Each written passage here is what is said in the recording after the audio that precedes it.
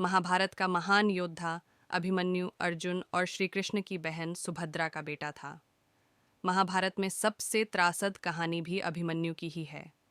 वह सिर्फ 16 साल ही क्यों जीवित रहा?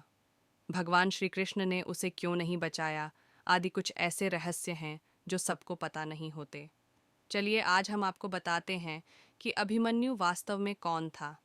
जैसा कि महाभारत में अधिकांश योद्धा किसी न किसी देवता के अवतार या उनके पुत्र थे, उसी तरह महाभारत की एक कथा के अनुसार अभिमन्यु वास्तव में चंद्रदेव का पुत्र था और वह भी भगवान के अवतार काल में अन्य अनेक देवी देवताओं या उनके पुत्रों की तरह धरती पर मनुष्य बनकर आया था।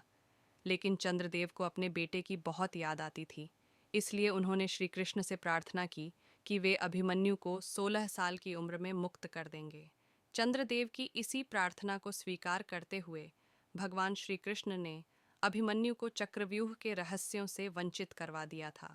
इसके तहत जब अर्जुन गर्भवती सुभद्रा को चक्रव्यूह के भेद समझा रहे थे, तो श्री कृष्ण ने ठीक उस वक्त आकर अर्जुन को पुकार कर बुला लिया। इसलिए अभिमन्यु गर्भ में केवल चक्रव्यूह के भीतर प्रवेश करना ही सीख पाया। इसी लीला के तहत महाभारत के युद्ध के 13वें दिन द्रोणाचार्य ने चक्रव्यूह की रचना कर पांडवों पर भयावह वार किए। पांडवों में केवल अर्जुन ही चक्रव्यूह को भेदना जानता था, पर भयानक योद्धाओं से युद्ध करने के लिए कृष्ण उसे रणभूमि की दूसरी ओर ले गए थे। चक्रव्यूह ने जल्द ही पांडवों को घेर लिया। युधिष्ठिर हताश होकर चिल्लाए, क्या ऐसा कोई नहीं है जो इस चक्रव्यूह को भेद सकता है?